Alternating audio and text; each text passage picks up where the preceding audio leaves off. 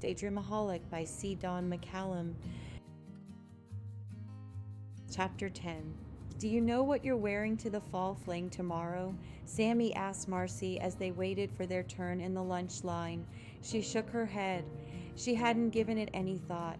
She wanted to decide on that with Brandon, but since that wouldn't be happening, she guessed she would have to give it some thought. I was going to wear that blue and green dress, the one my mom bought me for my birthday, Sammy announced. Would that look too stupid? No, I think it sounds cute.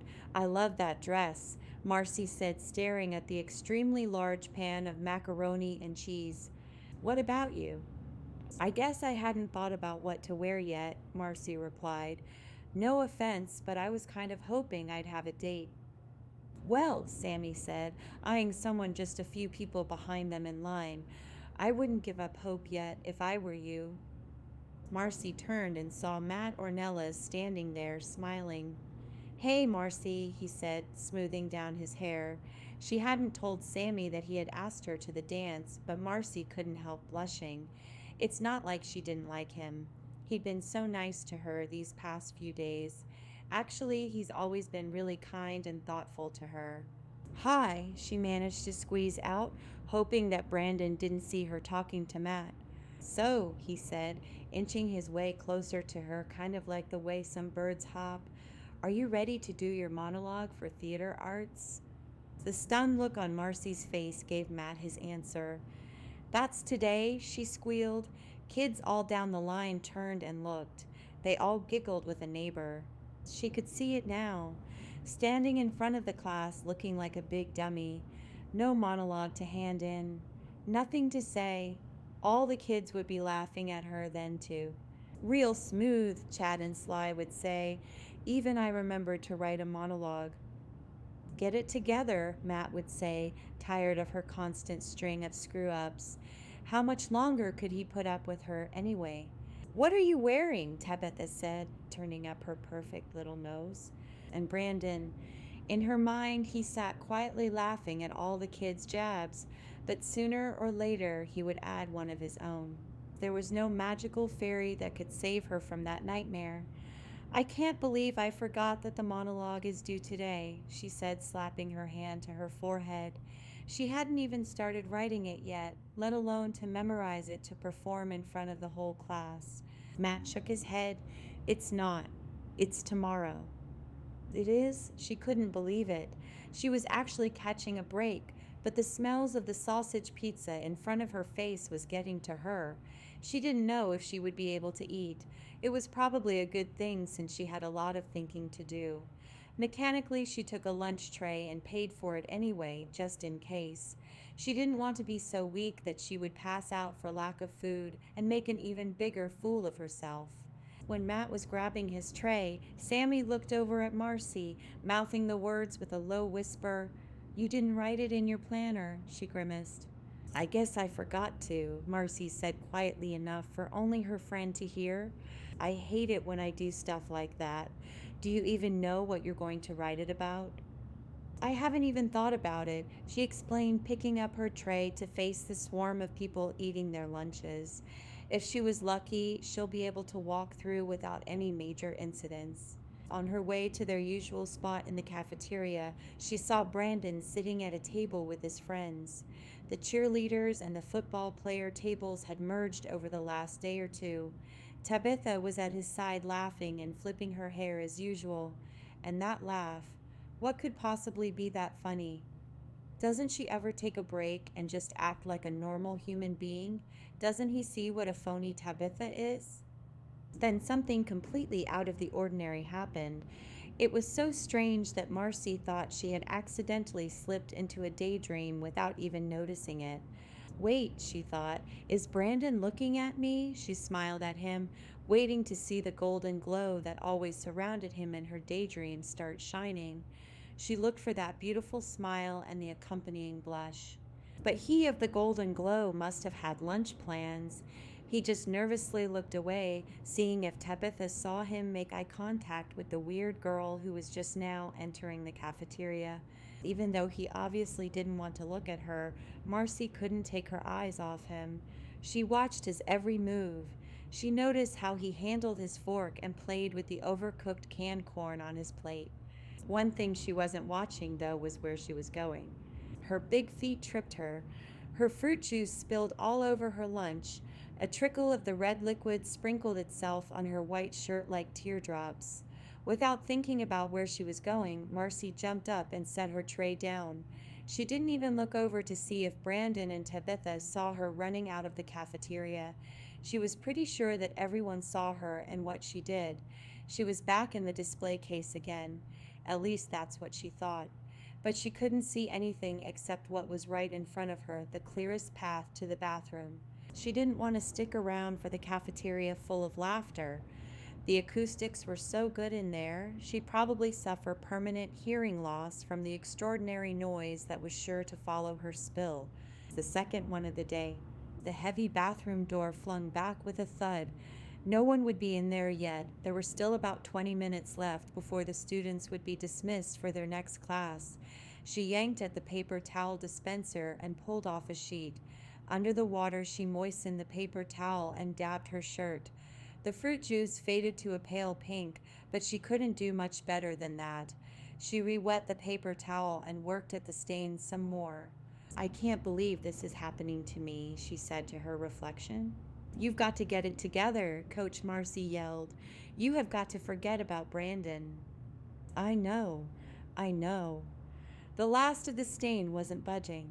"You know you're nothing to him, and he's just distracting you from doing what you need to do." "I know already. Be quiet." She wanted to go pick up the big cooler of Gatorade behind Coach Marcie to dump it over her head. Instead, both Marcies straightened themselves and looked in the mirror. "There's no way I'd have a chance with him now," they said in unison. "I'm the laughingstock of the school.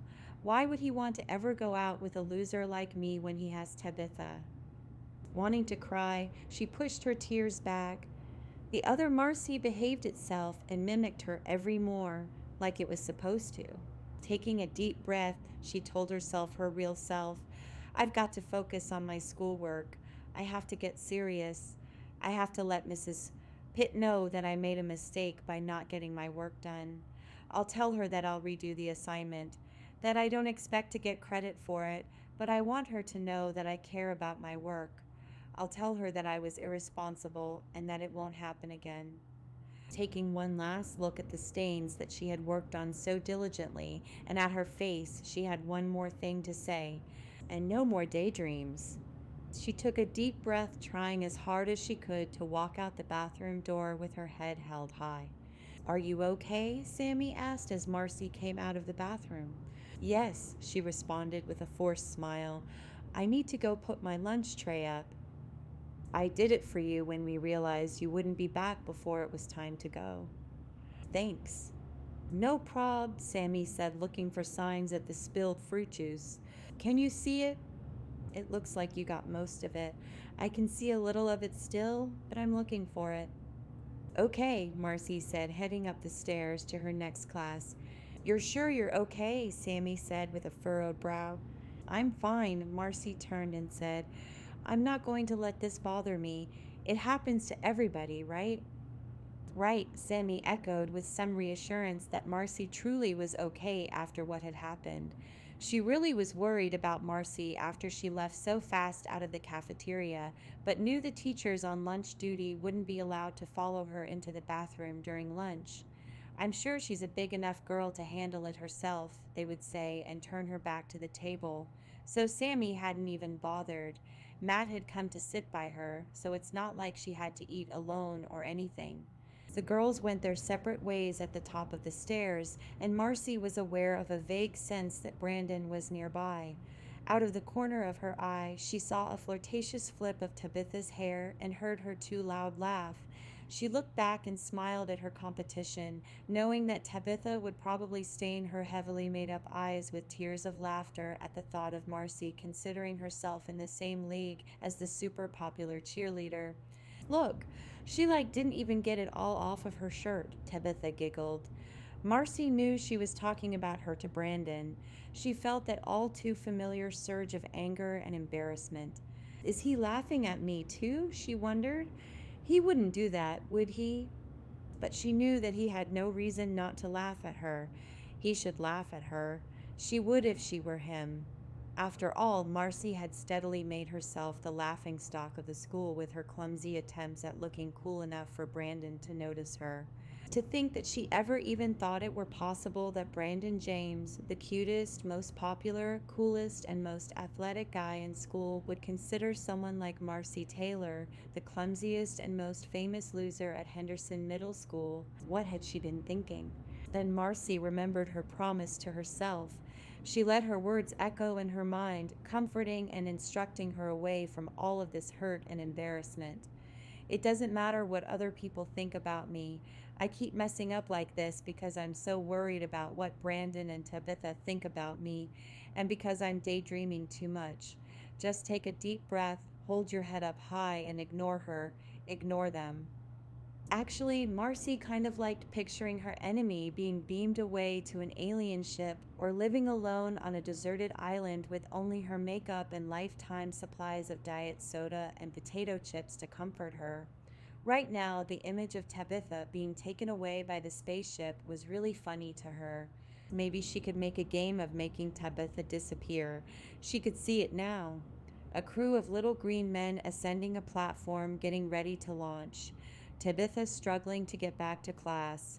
Marcie standing at the window of a classroom watching the whole thing. When they were ready to take off, Marcie saw Tabitha's little head peeking out one of the windows. "Bye, Tabitha," Marcie screamed. "Be sure to write," she waved wildly at her nemesis, who was finally out of her hair. Then Brandon stepped up beside her and put his arm around Marcie and whispered something in her ear. "Oh, that's right," she said to Brandon. She turned back to the spaceship and screamed, "I'm sorry. I forgot. You can't write. You're just a funny little monkey." And Marcie and Brandon waved as the spaceship went out of view. "Wait," she told herself. "Hold on. Stop it, Marcie. I promised myself I would stop daydreaming. Stop it." She looked back at the two of them in the hallway, laughing together. The familiar tug for Brandon's affections wasn't ready to be dismissed. She could still feel his presence and her need for his attention. How long does it take to get over a broken heart? She wondered as she made every effort to concentrate on everything else but the two people walking and talking behind her. Thank you for listening to Daydreamaholic by C. Don McCallum. If you're enjoying this story, please consider sharing it with someone you know, and please like the video and subscribe to this channel to help others discover these stories.